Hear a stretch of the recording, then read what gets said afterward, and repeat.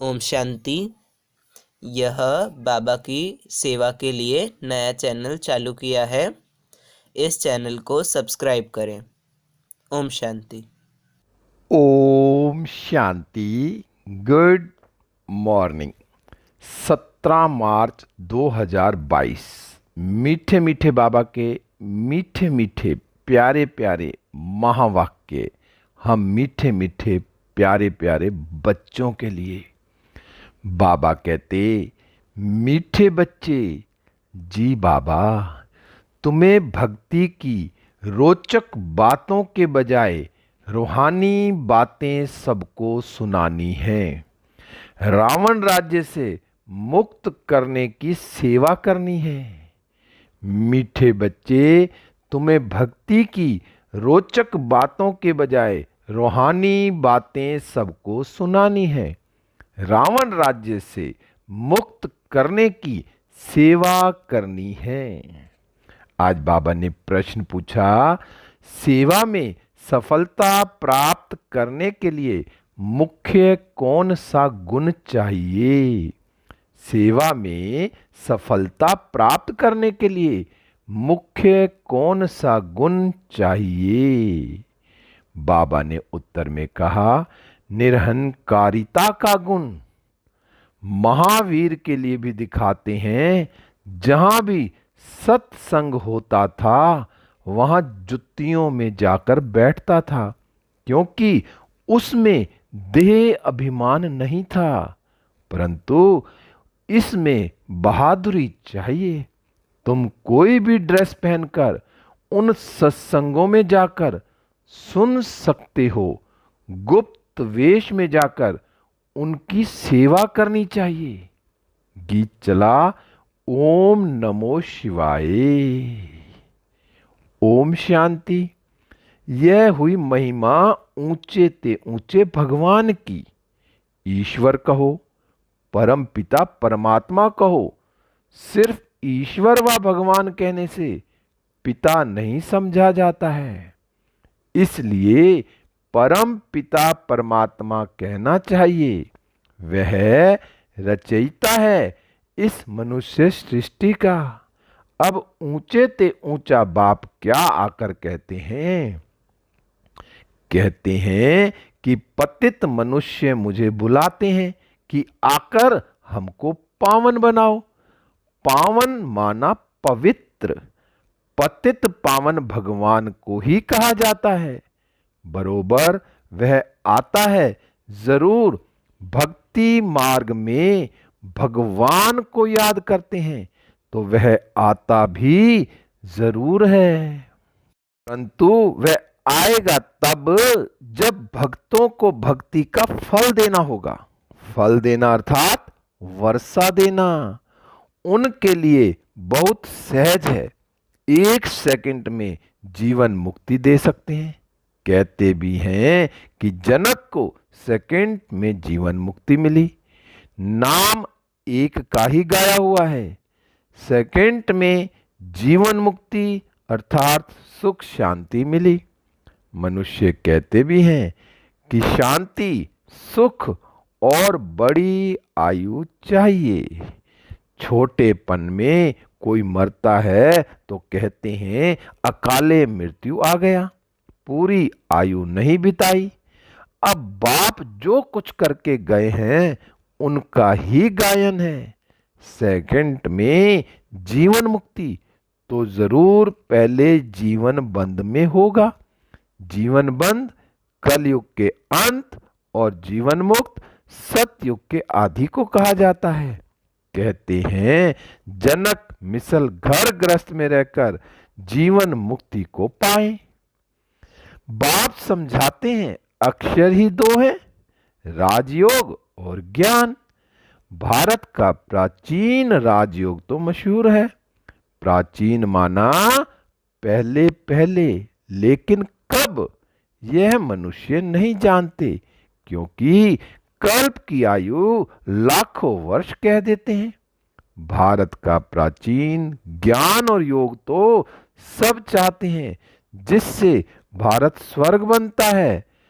अब तो भारत बहुत दुखी है। पहले सूर्यवंशी राज्य था, अब नहीं है।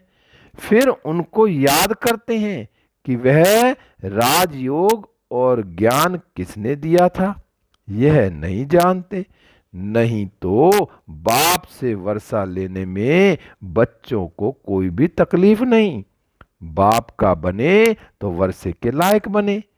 फिर भी माता पिता टीचर की शिक्षा मिलनी होती है। मुक्ति का भी वर्षा चाहिए, इसलिए गुरु करते हैं। परंतु जीवन मुक्ति तो कभी कोई दे नहीं सकता। जब जीवन बंध का अंत हो, जीवन मुक्ति की आदि हो, तब ही फिर जीवन मुक्ति देने वाला आए। मनुष्यों ने सिर्फ सुना है कि सेकंड में जीवन मुक्ति अथवा सेकंड में रावण राज्य से राम राज्य, पतित से पावन, परंतु कैसे सो नहीं जानते। बाप तुम आत्माओं से बात करते हैं, यह है रूहानी शिक्षा जो सुप्रीम रूह देते हैं। वहां तो सब मनुष्य ही शास्त्र आदि पढ़ते हैं, कहते हैं फलाने महात्मा ने यह ज्ञान दिया। यहाँ है प्राचीन राजयोग और ज्ञान जो परम पिता परमात्मा ने दिया था 5000 वर्ष पहले, जिससे तुम सो देवी देवता बने थे। अब प्राय लोप हो गया है। अगर लोप ना हो तो सुनावे कैसे। मनुष्य पतित ना बने तो पतित पावन बाप कैसे आए। पतित बनने से 84 जन्म लेने पड़ते हैं। इसका भी सारा विस्तार बाप समझाते हैं, वर्ण भी समझाते हैं। ब्रह्मा चाहिए तो ब्रह्मा का बाप भी चाहिए। ब्रह्मा विष्णु शंकर इन तीनों का बाप शिव है। अब ब्रह्मा द्वारा बैठ प्राचीन ज्ञान देते हैं, जिससे विष्णु पुरी के मालिक बनेंगे और ब्राह्मण सो देवता बन जाते हैं। ब्राह्मण धर्म वाले मनुष्य से तुम सो देवी देवता धर्म वाले बन रहे हो, तो पहले प्रजापिता ब्रह्मा चाहिए। कृष्ण को तो प्रजापिता नहीं कह सकते, यह तो सब उल्टी बातें बना दी हैं। कृष्ण को इतनी रानियां बच्चे आदि थे, यह है भूल। वास्तव में बच्चे हैं ब्रह्मा को, ना कि कृष्ण को। ब्रह्मा ही कृष्ण बनते हैं। बस इस एक जन्म की उथल पथल ने मनुष्यों को मुझा दिया है। बाबा ने कहा बस इस एक जन्म की उथल पथाल ने मनुष्यों को मुझा दिया है। गीता का भगवान कृष्ण को कह शिव को उड़ा दिया है। सब कहते हैं ब्रह्मा को 3 मुख थे, कितने मूंझ गए हैं। शिव रचयिता तो एकदम गुम कर दिया है। रचता ही आकर बताते हैं कि हम कैसे देवी देवता धर्म की रचना करते हैं। ऐसे नहीं परमात्मा सृष्टि कैसे रचते हैं। परम पिता परमात्मा को बुलाते ही हैं कि हे पतित पावन, आकर हम पतितों को पावन बनाओ। दुनिया को यह मालूम ही नहीं कि इस समय रावण का राज्य चल रहा है। रावण की बड़ी बड़ी कथाएं बैठ सुनाते हैं। इसको कहा जाता है भक्ति की रोचक बातें, और यह है रूहानी बातें। इस समय सब सीताएं अथवा भक्तियां रावण की कैद में हैं और रावण राज्य में बहुत दुखी हैं। अब सबको रावण राज्य से मुक्त कराना है। अब बाप आया है, कहते हैं बच्चे तुम्हारे 84 जन्म अब पूरे हुए, अब वापिस चलना है। मुझे ही बुलाते थे कि दुख हरता सुख करता आओ, यह मेरा ही नाम है। कल युग में है अपार दुख, सतयुग में है अपार सुख।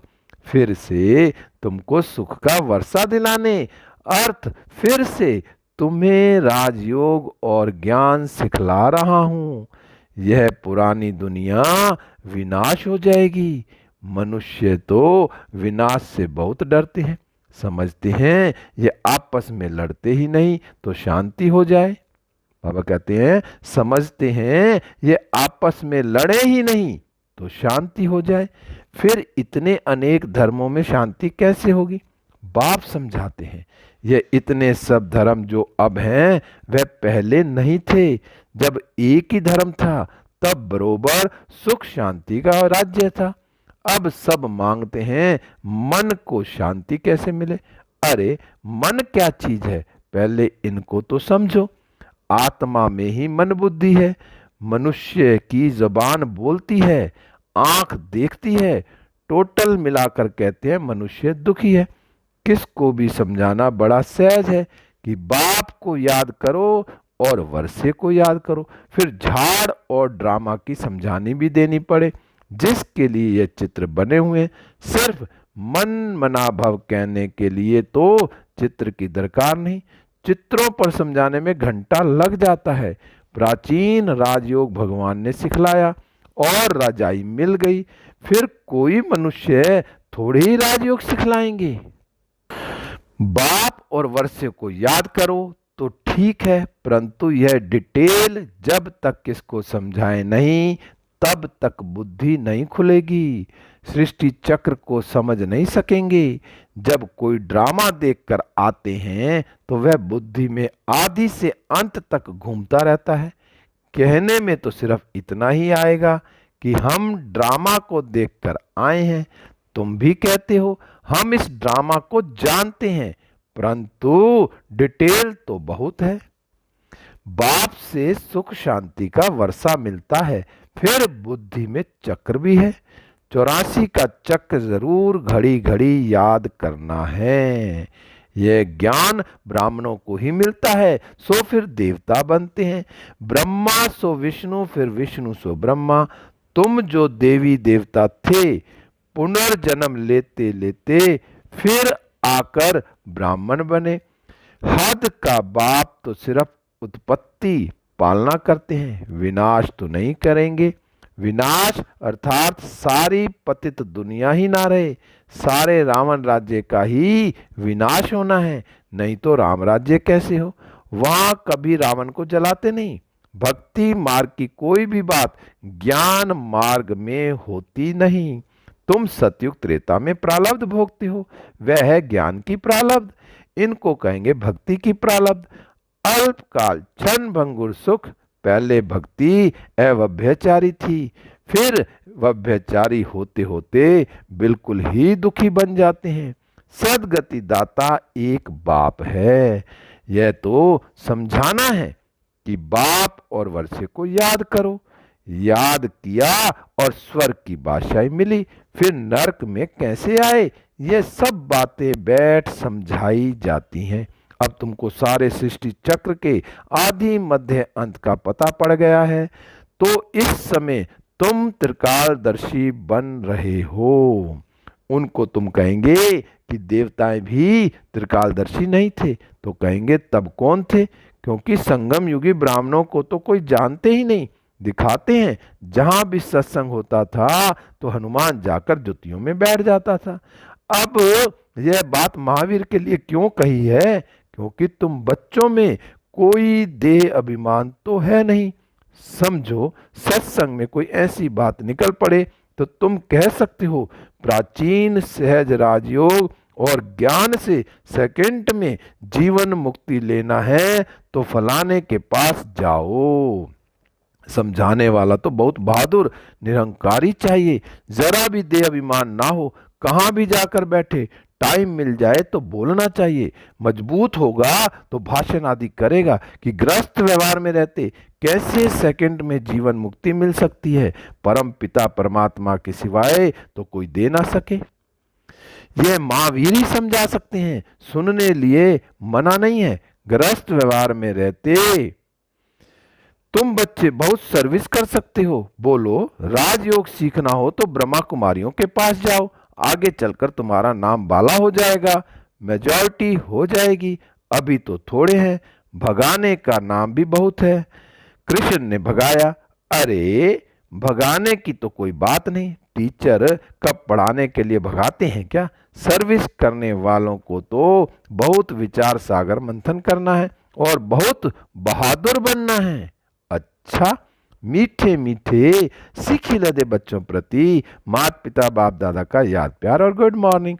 रूहानी बाप की रूहानी बच्चों को नमस्ते।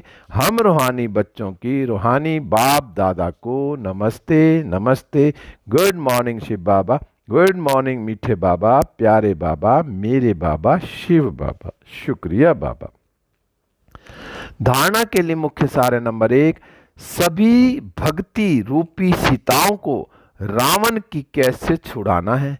सेकंड में मुक्ति जीवन मुक्ति की राह दिखानी है। नंबर 2, बाप और वर्षे को याद करना है। देह अभिमान छोड़ महावीर बन सेवा करनी है। विचार सागर मंथन कर सेवा की नई नई युक्तियां निकालनी है। आज बाबा ने वरदान दिया। बाबा का हाथ अपने सिर पर अनुभव करते हैं और वरदान को अपने अंदर समा लेते हैं। बाबा ने कहा, नथिंग न्यू की युक्ति द्वारा हर परिस्थिति में मौज की स्थिति का अनुभव करने वाले सदा अचल अडोल भव। नथिंग न्यू की युक्ति द्वारा हर परिस्थिति में मौज की स्थिति का अनुभव करने वाले सदा अचल अडोल भव। विस्तार है, ब्राह्मण अर्थात सदा मौज की स्थिति में रहने वाले, दिल में सदा स्वतः यही गीत बजता रहे, वह बाबा और वह मेरा भाग्य। दुनिया की किसी भी हलचल वाली परिस्थिति में आश्चर्य नहीं, फुल स्टॉप। कुछ भी हो जाए लेकिन आपके लिए नथिंग न्यू, कोई नई बात नहीं है। इतनी अंदर से अचल स्थिति हो, क्या क्यों में मन मूंझे नहीं, तब कहेंगे अचल अडोल आत्माएं। स्लोगन है, वृत्ति में शुभ भावना हो, शुभ कामना हो तो शुभ वाइब्रेशन फैलते रहेंगे। वृत्ति में शुभ भावना हो, शुभ कामना हो तो शुभ वाइब्रेशन फैलते रहेंगे। अनमोल ज्ञान रतन दादियों की पुरानी डायरी से। पॉइंट नंबर 1 है, अब तुम्हें दैवी गुण की धारणा करनी है। धैर्य व्रत गुण की धारणा भी निश्चय से होती है और साक्षीपन की अवस्था में ही खुशी है। इस धारणा से ही परमात्मा आपे ही 1000 कदम आगे प्रख्यात होता है। बाबा कहता है कि तुम सूक्ष्म में 2 कदम नजदीक आओ तो मैं स्थूल में अनेक कदम उठाकर सामने आऊंगा। ज्ञान ही है स्वयं लक्ष्य में स्थित रहना। स्वयं में स्थित रहने से ही परमात्मा स्वयं आगे आएगा। बाबा के यह महावाक्य याद कर दो, जितना दैवी गुण की धारणा करेंगे उतना ही एक दो को सुख देने के निमित्त बनेंगे। आज देना कल मिलना, आज सर्वेंट बन देंगे तो कल मालिक बन राज्य करेंगे। अभी तो वर्ड सर्वेंट हो ना। दूसरे पॉइंट में कहा, हर एक स्वयं स्वरूप में स्थित हो, अपने रथ शरीर को चलाते चलो। जैसे कि इस रथ को मैं बिठाती हूँ, मैं खिलाती हूँ, मैं सुलाती हूँ, मैं मुख से बात कराती हूँ। अगर मैं मुख से किसको दुख देती हूँ तो जैसे अपने ही स्वयं स्वरूप की इंसल्ट करती हूँ। तो फिर स्वयं संपूर्ण आत्मा कहती है कि हे जीव आत्मा, तेरे पर अफसोस है। ऐसे इंसान अथवा प्राणी में मैं शुद्ध आत्मा प्रवेश नहीं हूं। स्वयं शुद्ध आत्मा जिस जगह है उस जगह पर अफसोस नहीं है, क्योंकि वह कभी भी किसको दुख नहीं दे सकता है। स्वयं शुद्ध आत्मा तो सुख रूप है और ऐसा स्वयं निश्चय बुद्धि तो सदैव सुख पहुंचाता है। वह साक्षात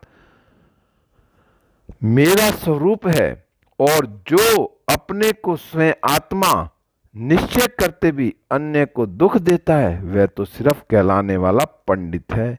उसका असर दूसरों पर नहीं हो सकता है।